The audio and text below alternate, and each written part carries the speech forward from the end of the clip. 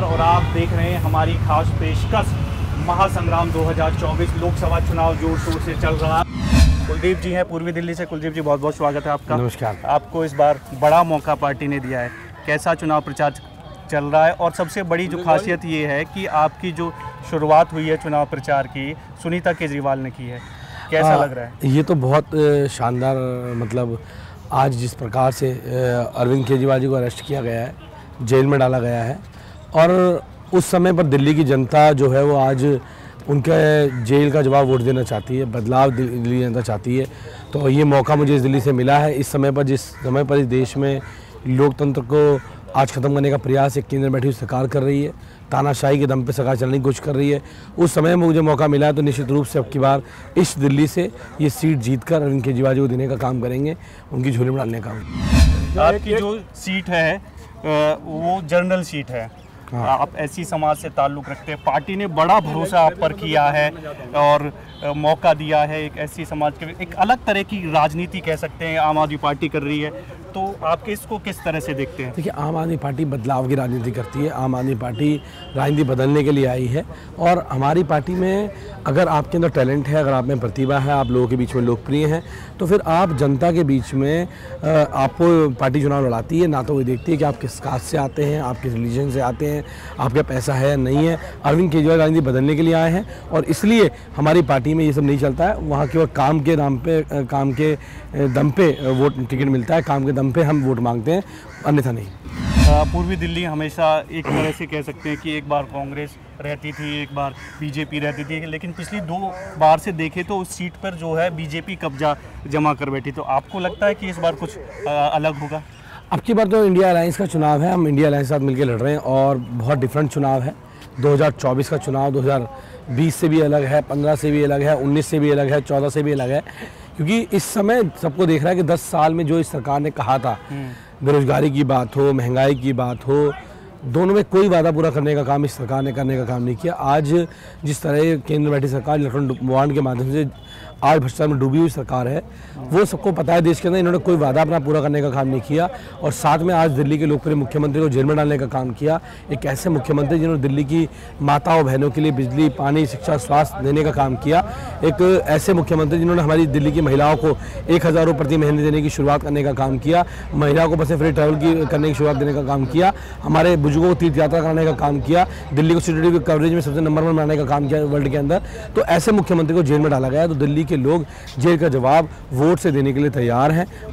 आपने तमाम योजनाओं की बात करी, आप इसी पर चुनाव लड़ते हैं, शिक्षा, स्वास्थ्य, इस तरह के मुद्दे होते हैं, लेकिन इस बार थोड़ा सा अलग है। आपके मुखिया जेल में हैं और आप पब्लिक के बीच जा रहे हो, बार बार इस बात का जिक्र कर रहे हो कि जेल का जवाब जो है वोट से दिया जाएगा। देखिए, जब तानाशाही बढ़ती है, जब इन्होंने एक मुख्यमंत्री को, दिल्ली के चुने हुए मुख्यमंत्री को चुनाव के आचार संहिता लगने के बाद जेल में डाल दिया, केवल ये सोचते हुए कि इन लोगों को मुख्यमंत्री प्रचार ना कर पाएँ और आम आदमी पार्टी चुनाव हार जाए, तो मुझे लगता है कि दिल्ली के लोगों ने अब की बार इसका मन बना लिया कि जिस कारण से मुख्यमंत्री को जेल में डाला गया है कि आम आदमी पार्टी चुनाव हार जाए, अब दिल्ली के लोग आम आदमी पार्टी के साथ खड़े हैं, वो आम आदमी पार्टी का प्रचार कर रहे हैं। अगर अरविंद केजरीवाल जेल में तो क्या हुआ, लेकिन दिल्ली के लोग आज अपने बेटे, अपने भाई अरविंद केजरीवाल के लिए प्रचार करने का काम करें और जेल का जवाब वोट से लेंगे। मुश्किल इसलिए भी है आपकी सीट पर दिल्ली पे क्योंकि 25 मई को चुनाव होना है। आपके जो मुखिया है, ये पहली बार है ऐसा कि आम आदमी पार्टी के मुखिया ही चुनाव प्रचार नहीं कर पाएंगे, वो जेल में है। ऐसे में लगता है कि अगर वो बाहर होते तो कुछ और होता। देखिए, अरविंद केजरीवाल जी हमारे नेता हैं, और अगर वो होते तो बिल्कुल निश्चित रूप से इसमें वो नहीं है, लेकिन आज जब वो जेल के अंदर हैं, भारतीय जनता पार्टी को ये लगता था कि उन्हें जेल में डाल देंगे तो आम आदमी पार्टी खत्म हो जाएगी, लेकिन आम आदमी पार्टी खत्म नहीं हुई। उन्हें लगता है सरकार गिरा देंगे, सरकार नहीं गिरी। अब तो दिल्ली की जनता आम आदमी पार्टी का प्रचार कर रही है, क्योंकि आज उनके घर के बड़े बेटे भाई अरविंद केजरीवाल जेल के अंदर हैं, तो दिल्ली के लोगों के हाथ में चुनाव की कमान है, और ये चुनाव अब भारतीय जनता पार्टी वर्सेस दिल्ली के लोग हैं। पूर्वी दिल्ली की जैसे लोग बात करते हैं तो यमुना पार बोला जाता है, वहाँ पर विकास के काम इतने हैं, ज़्यादा हैं कि एक लंबी लिस्ट है अगर लोगों के बीच जाएं तो, कि सड़कें हैं, स्कूल अभी होने हैं। हालांकि आप कहते हो कि हमारी सरकार काम कर रही है, दिख रहा है वो, लेकिन अगर आप सांसद बनते हैं तो क्या बदलाव पूर्वी दिल्ली में होगा? देखिए, जमुना पार की अगर बात करूँ तो जमुना पार में सबसे बड़ी बात तो क्या है कि 10 वर्ष भारतीय जनता पार्टी ने यहाँ के बर्बाद करने का काम किया। यहाँ के लोगों को धोखा देने का काम किया। 5 साल महेश गिरी सांसद रहे, जनता के बीच में कभी नहीं आए, एक भी विकास के कार्यों पे काम नहीं किया, कोई योजना पे काम नहीं किया। 5 साल गौतम गंभीर रहे, एक भी योजना पे काम नहीं किया, एक भी विकास कार्य पे काम नहीं किया। उन्होंने पूर्वी दिल्ली के 10 साल को बर्बाद करने का काम किया और जनता और सांसद के बीच की दूरी ऐसी थी जैसे ज़मीन और आसमान। भारत के लोग चांद पे चले गए लेकिन यहाँ के लोग सांसद के पास नहीं जा पाए। पूर्वी दिल्ली में जो जगह पड़ी हुई है खाली, उन खाली जगहों पर अच्छे मोहल्ला क्लिनिक, अच्छे हॉस्पिटल, सीनियर सिटीजन के लिए अच्छे वो सेंटर बनाने का काम करना है, हमारे बच्चों के लिए स्पोर्ट कॉम्प्लेक्स बनाने का काम करना है।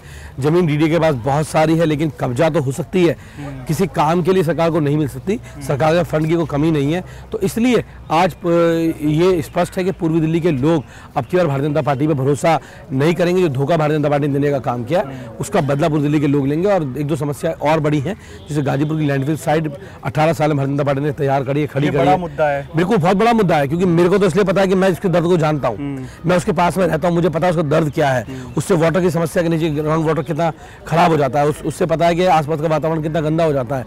जब आग लगती है तो क्या दिक्कतें आती है। 1 साल में काफ़ी काम उस पर हुआ है। 18 साल में भारतीय जनता पार्टी वहाँ पर थी और अब मैं उनको विश्वास दिलाता हूँ कि उनका बेटा सांसद बन के आएगा तो जल्द से जल्द उसको खत्म करने का काम यहाँ से करने का काम करेंगे। एक बड़ा विजन लेके यहाँ पे चल रहे हैं। लॉ एंड ऑर्डर बड़ी समस्या पार्कों के अंदर है। यहाँ आपको अच्छे अच्छे पार्क से अंदर भी कहीं ना कहीं नशा करते हुए लोग मिल जाएंगे। कोई इंजेक्शन लगा रहा होगा, कोई गांजा पी रहा होगा, कोई कुछ कर रहा होगा, कोई कॉल करता तो पुलिस सुनती नहीं है, सुनवाई नहीं होती। तो उसको हमारी बहन बेटियाँ सुरक्षित महसूस करती हैं अपने आप को, उस समस्या को ठीक करने का काम करेंगे लॉ एंड ऑर्डर की। और पुलिस जो होती है, जो डीसीपी की कमेटी होती है डिस्ट्रिक्ट लेवल की, उसके चेयरमैन जो होते हैं वो मेंबर ऑफ पार्लियामेंट होते हैं। लेकिन दुर्भाग्य क्षेत्र का है इस दिल्ली का कि यहाँ गौतम गंभीर जी ने 5 वर्षों में केवल 3-4 मीटिंगें की और उसमें भी वो आज तक कभी किसी मीटिंग को चेयर नहीं किया। तो इस दिल्ली की लॉ एंड ऑर्डर की समस्याओं को, बहन बेटी को, उसको ठीक करने का काम करें। गौतम गंभीर का जिक्र आपने किया है, उनके कामकाज को कैसे देखते हैं? क्योंकि वो सांसद तो रहे ही, लोगों के बीच चर्चा में से भी एक बड़े क्रिकेटर भी है, तो उनके कामकाज को आप किस तरह से देखते हैं? देखिए, कामकाज किया होता तो शायद वो यहाँ चुनाव लड़ रहे होते। उनको जाना इसलिए पड़ा, उनका टिकट भी इसलिए कटा क्योंकि उन्होंने काम नहीं किया था। और भारतीय जनता पार्टी हर 5 साल में एक व्यक्ति बदल देती है। अब भारतीय जनता पार्टी की झांसे में लोग आएंगे नहीं। गौतम गंभीर जी ने ना 5 साल में कोई काम किया, ना जनता के बीच में कभी आए। तो वो 5 साल जो खराब करने का काम उन्होंने किया, 5 साल महेश गिरी ने किया। और अब फिर एक कैंडिडेट को लेके आए जो खुद बाहर से है, जिनको ज़मीन का कोई एक्सपीरियंस नहीं है। तो ऐसे लोगों को भारतीय जनता पार्टी लेके आती है। मैं सबको कहना चाहता हूँ, पूर्वी दिल्ली लोगों को, अब की बार आपका बेटा मैदान में है और मैं आपके बीच का हूँ। मैंने एज ए काउंसलर काम किया है, एज ए एमएलए काम कर रहा हूँ और आपकी समस्या समाधान कर सकता हूँ। तो इसलिए अब की बार पूर्वी दिल्ली के लोग आम आदमी पार्टी को, अरविंद केजरीवाल को चुनेंगे। जैसे कि आपने जिक्र किया, आप आंदोलन से आम आदमी पार्टी के साथ जुड़े हुए हो, कार्यकर्ता के रूप में आपने काम किया है, उसके बाद पार्षद नियुक्त हुए, नेता विपक्ष एमसीडी में आप बने, फिर विधायक बने, अब पार्टी ने विश्वास जताया आपको संसद का चुनाव लड़ाने के लिए। तो ये जो बैक टू बैक जो ऊंचाइयों पर पहुंच रहे हो आप, इसके पीछे क्या है? और आपके फादर खुद एमसीडी में एक कर्मचारी हैं।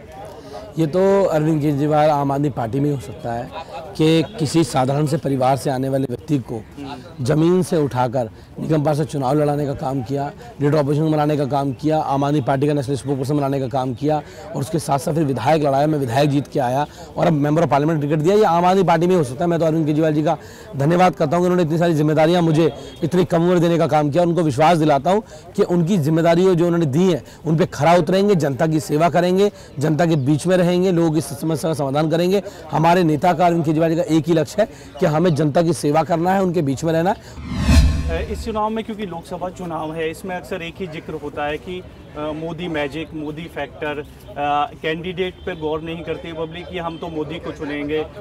ये आप कैसे देखते हो अपनी लोकसभा में? दिल्ली में कोई मैजिक नहीं है। पूर्वी दिल्ली में विशेष तौर पर कोई मैजिक नहीं है।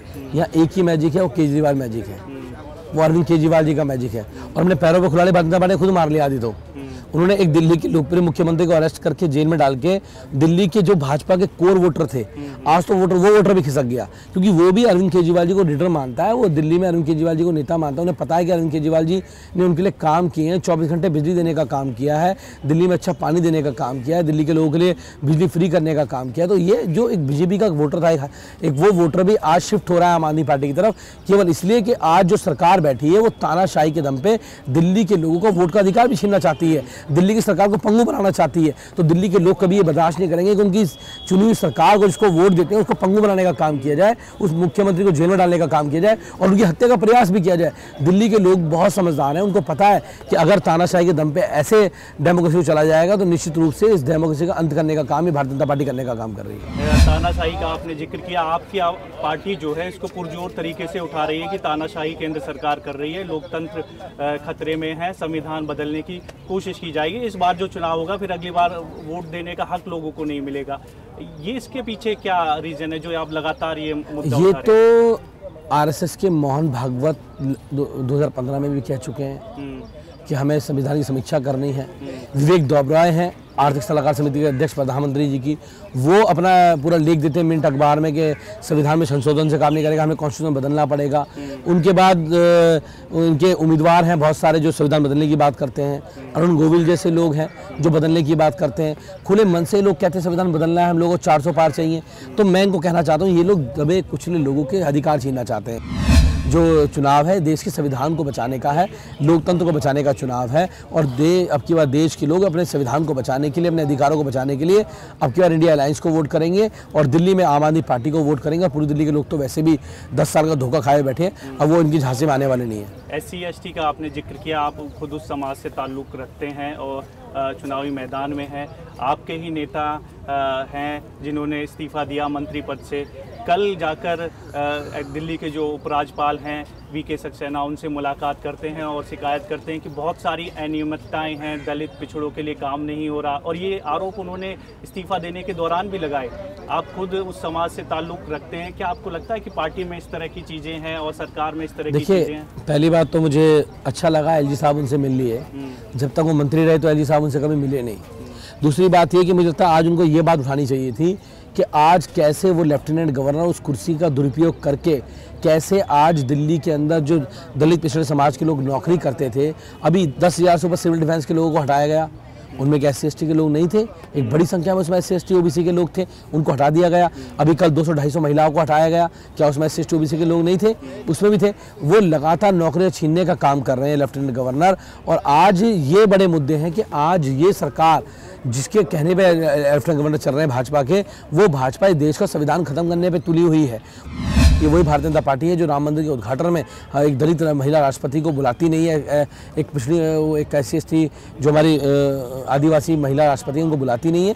तो भारतीय जनता पार्टी पूरी तरह से आज जिस प्रकार का उसका रवैया है वो पूरी तरह दलित विरोधी है, आदिवासी विरोधी है, OBC विरोधी है। वो सब लोग जानते हैं कि भारतीय जनता पार्टी महिला विरोधी पार्टी है। सबको पता है कि ED का दौर जो है, इस दौर में टिके रह पाना बड़ा मुश्किल है, और जो टिका रहेगा वो देशभक्त कहलाएगा, वो संविधान को बचाने वाला, संविधान का रक्षक बाबा साहब का अनुयायी कहलाएगा। तो दौर जो है वो बहुत कठिन है और इस दौर में टिका रहना, आज मनीष सिसोदिया टिके हुए हैं, आज संजय सिंह टिके हुए हैं, आज अरविंद केजरीवाल जी टिके हुए हैं। ये वो लोग हैं जो इस दौर में टिके हुए हैं और हमें भी इस दौर में टिके रहना। और भारतीय जनता पार्टी अगर इतनी बड़ी हितैषी है तो मैं तो कहता हूँ दिल्ली का LG किस दलित को बनाए ना, आपकी बात क्यों नहीं बनाती हैं? राजकुमार आनंद जी को दिल्ली का LG बना दे, क्यों नहीं बना सकते हैं? उनको भी बना सकते हैं राजकुमार दिल्ली का LG, दलित को बनाए दिल्ली का LG। एक और सवाल है, क्योंकि आपने LG का जिक्र किया, तमाम चीज़ें कही। LG साहब ने अभी भी महिला आयोग में 223 कर्मचारी थे, उनको हटा दिया और कहा गया कि भाई अनियमितताएं हैं उसमें। इससे पहले फेलो थे वो भी हटाए गए। तो ऐसे कैसे सरकार आपकी दिल्ली में जो चल रही है, कैसे चल रही है? वो सरकार को भंग करना चाहते हैं, वो दिल्ली के लोगों को परेशान करना चाहते हैं। वो महिला आयोग की टीम जहां आज लोग 100 नंबर डायल नहीं करती, मेरी माताएं बहनें जब परेशान होती थी तो 100 नंबर नहीं मिलाती थी, वो 181 मिलाती थी, महिला आयोग की हेल्पलाइन मिलाती थी। सैकड़ों महिलाओं की मदद करने का काम वो हेल्पलाइन करती थी।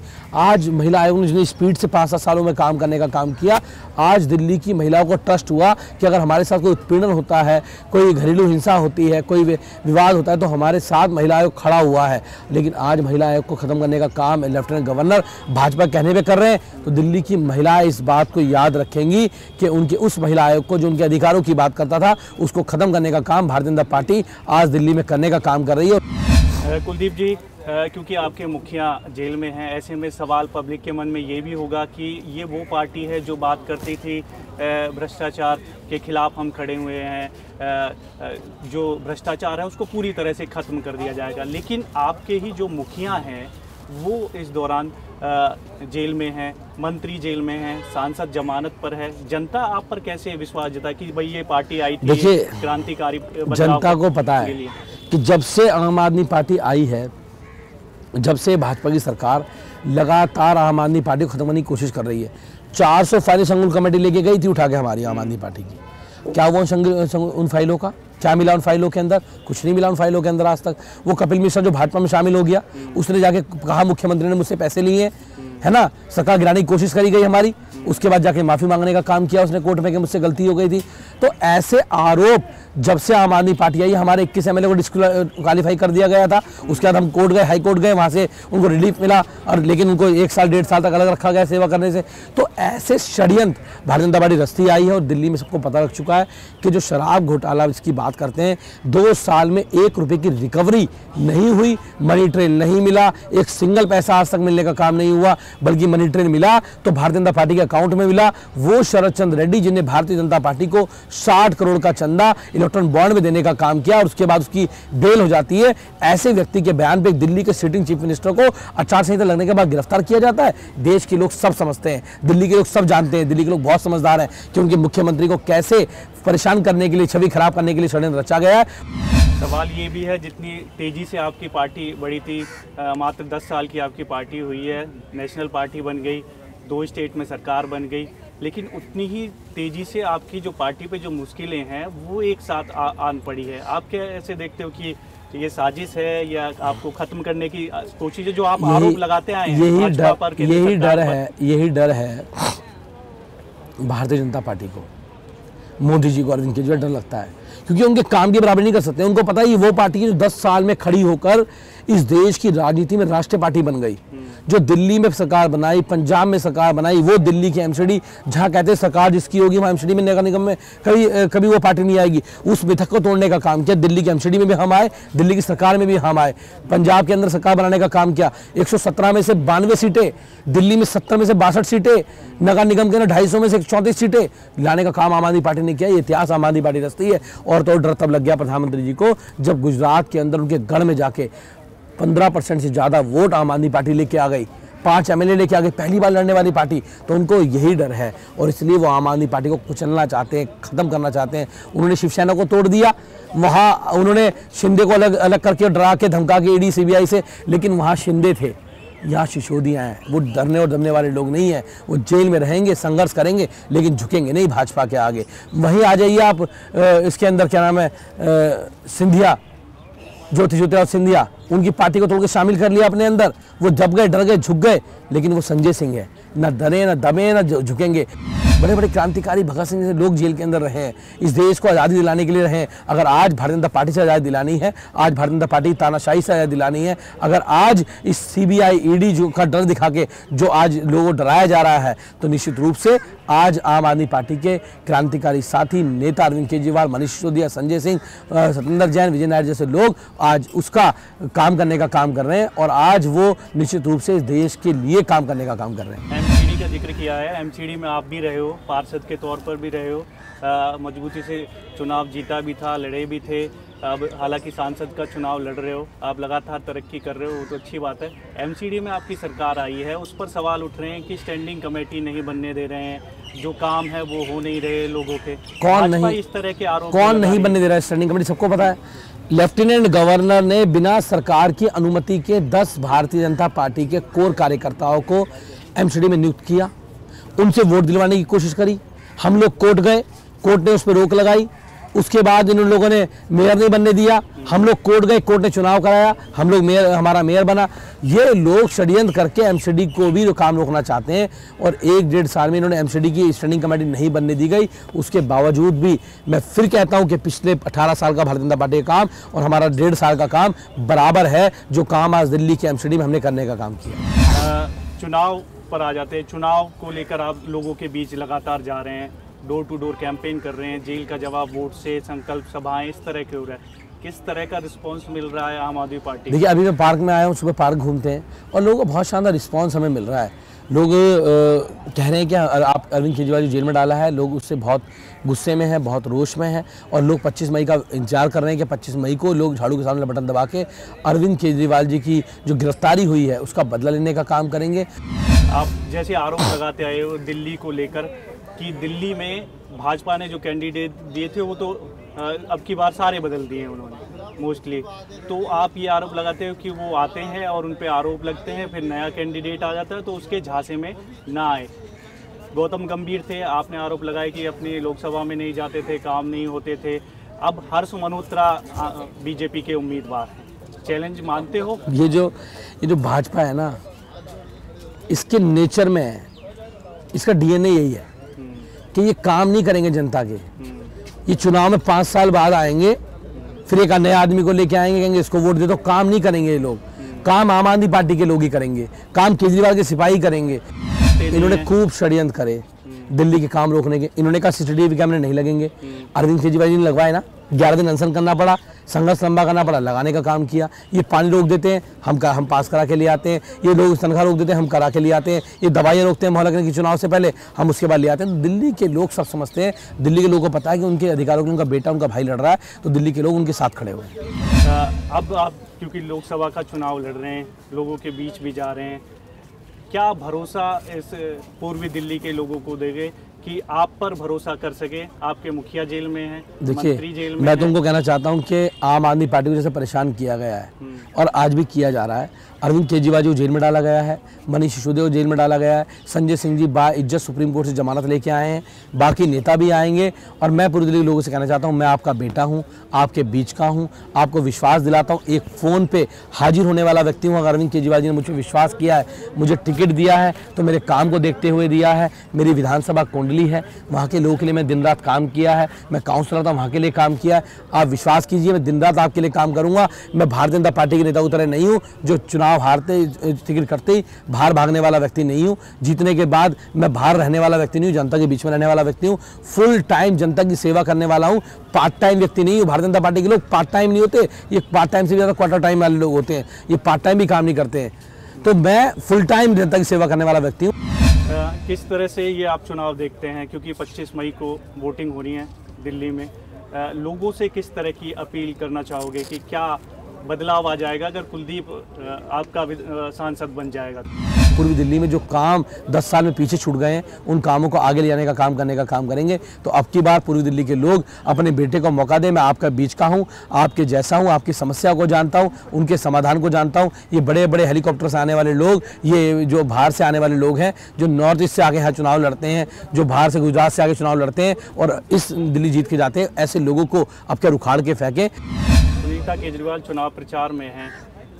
चर्चा ये भी है कि अगर सीएम को लंबा समय लगता है, इस्तीफा होता है, बीजेपी ये कहती है, तो सुनीता केजरीवाल सीएम की कुर्सी पे बैठेंगे, ऐसा कुछ है? भारतीय जनता पार्टी बौखलाई हुई पार्टी है। वो कभी कुछ कहती है, कभी कुछ कहती है। अभी उनको स्टैंड ही नहीं पता, उनके नेता को सबके अलग अलग बयान सुन लो तो आपको समझ में नहीं आएगा क्या बोलना चाहते हैं। मैं उनको बिल्कुल स्पष्ट कहना चाहता हूँ सबको, दिल्ली वालों को, कि दिल्ली के लोगों ने अपने बेटे अरविंद केजरीवाल जी को चुना है। दिल्ली के लोगों ने अरविंद केजरीवाल जी को मैंडेट देने का काम किया है। दिल्ली के लोगों को भरोसा है अरविंद केजरीवाल जी के ऊपर। उन्होंने बिजली 24 घंटे दिल्ली में देने का काम किया, शिक्षा स्वास्थ्य में शानदार काम करने का काम किया। तो अरविंद केजरीवाल जी को दिल्ली के लोगों ने मैंडेट दिया है और दिल्ली के लोग चाहते हैं कि वो सीएम रहे। अरविंद केजरीवाल मैंडेट है और मैं पूरे जिम्मेदारी से ये कह रहा हूँ कि अरविंद केजरीवाल जी दिल्ली के सीएम थे, हैं और रहेंगे। सरकार जेल से चलेगी, आज भी चल रही है, आगे भी चलेगी और दिल्ली की जनता की सेवा अरविंद केजरीवाल जेल से करेंगे। उनके सिपाही नीचे जमीन पर उनकी जनता के बीच में करेंगे। फैसले कैसे लिए जाएंगे कुलदीप जी? ये बड़ी समस्या है, तिहाड़ जेल में है, एक प्रक्रिया होती है। अभी आपके मंत्री भी जाके मिले, लेकिन आरोप यही लगाए गए कि एक आतंकवादी की तरह मुलाकात हो रही है। जनरल जो चीज़ें जो एक आम कैदी को मिलनी चाहिए वो भी उनको सुविधाएं नहीं मिल रही है। देखिए, भारतीय जनता पार्टी आज मुख्यमंत्री की हत्या भी करा सकती है जेल के अंदर, और 23 दिन से उन दिन तक उन्हें इंसुलिन ना देना दर्शाता था। जिनको डेली इंसुलिन चाहिए होती थी, कोर्ट के फैसले के बाद कोर्ट में हम जब लोग गए, उसके बाद जब कोर्ट में ऐसे उन्होंने एक कमेटी बनाई, उसके बाद आनंद फानन में उन्होंने वहाँ पे उनको इंसुलिन देने का काम किया। हम लोगों को प्रोटेस्ट करना पड़ा, मतलब एक मुख्यमंत्री को इंसुलिन लेने के लिए एक कोर्ट जाना पड़ता है। तो दिल्ली के लोग सब देख रहे हैं, आज उनको सब पता है और सारे काम जैसे चल रहे हैं वैसे ही काम चलेंगे। उनके मंत्री हमारे दिल्ली के हैं, विधायक हमारे हैं, सब लोग मिलकर दिल्ली के काम को आगे बढ़ा रहे हैं। जो मुख्यमंत्री जेल से डायरेक्शन देंगे उनको इम्प्लीमेंट कराने का काम जमीन पर हम लोग करने का काम करेंगे। मुझे लगता है कि अरविंद केजरीवाल जी को इससे गिरफ्तार किया तो क्लीन स्वीप आम आदमी पार्टी यहाँ से हो रही है और 7 की 7 सीटें इंडिया गठबंधन दिल्ली में जीतने जा रहा है। बहुत बहुत शुक्रिया कुलदीप जी, आपने अपने बिजी शेड्यूल में से इतना समय दिया। हमारी बेस्ट विशेज़ हैं आपके साथ कि आप जो चुनाव लड़ रहे हैं जीते भी, मजबूती के साथ जनता की आवाज़ उठाएं और लगातार ग्राउंड पर रहें। हालांकि नेता वादे करते हैं लेकिन फिर गायब हो जाते हैं, आप तो नहीं करोगे? मैं नेता नहीं हूँ, मैं बेटा हूँ, मैं भाई हूँ उनका और मेरे को लोगों ने 8 साल परखा है, मैं उनके बीच का हूँ। चलिए बहुत बहुत शुक्रिया।